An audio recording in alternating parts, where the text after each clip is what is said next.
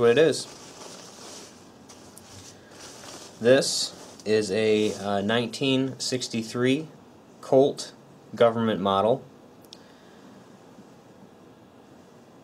that is almost completely hand engraved. The work was done by Robert Shade of Granbury, Texas. He's kind of known in the engraving world as a kind of an old timer. He doesn't really have a website, I don't think. Now his information, I do believe, is on some FFL, like FFL Finder type things. So if you want to get a hold of him, you can.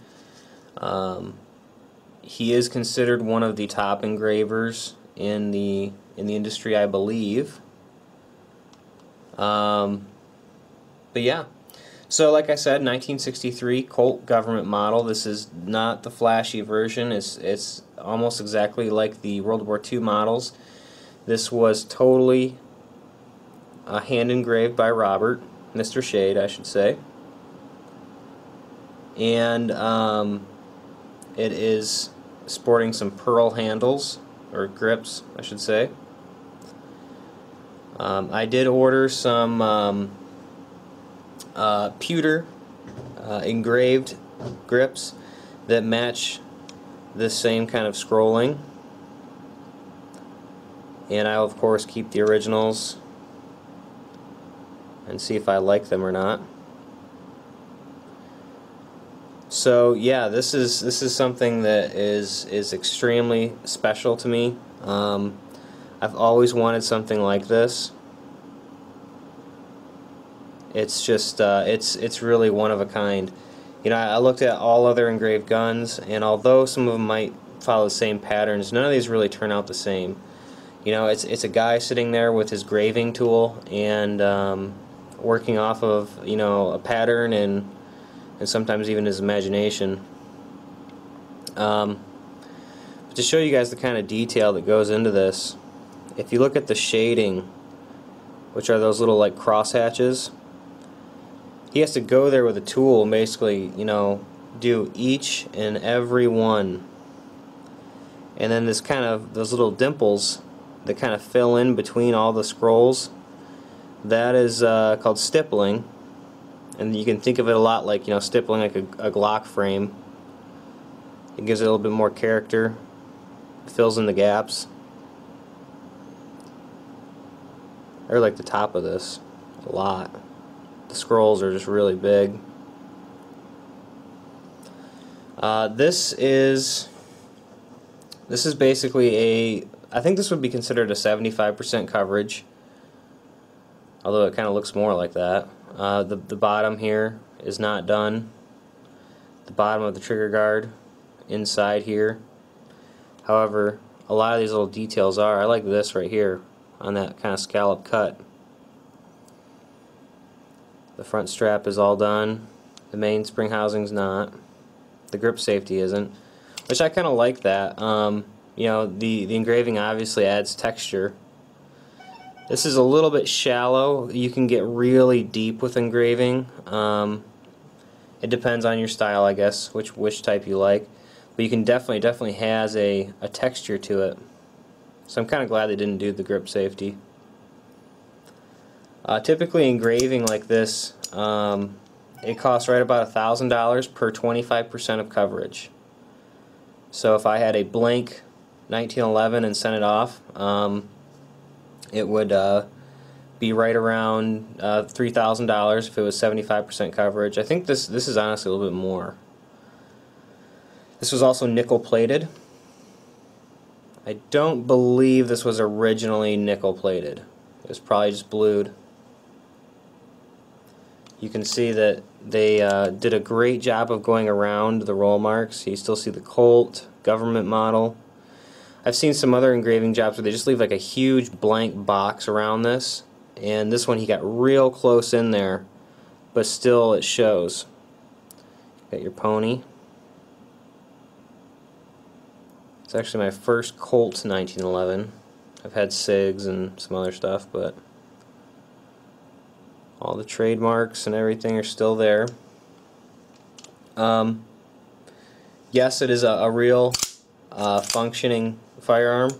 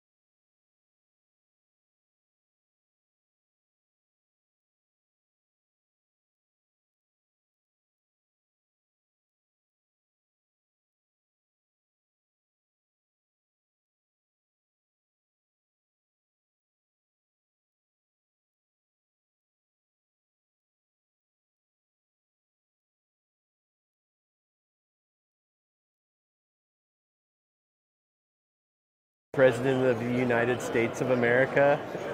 That sounds weird, man. Like when I voted last year, like I had a little moment, like when I looked at the ballot, I was like, whoa, I know that dude. You know, like it's such a big thing. But I think the inspiration is I just felt obligated because it's what I do, and like he's a good family friend, and you know, I build cool guns, so it's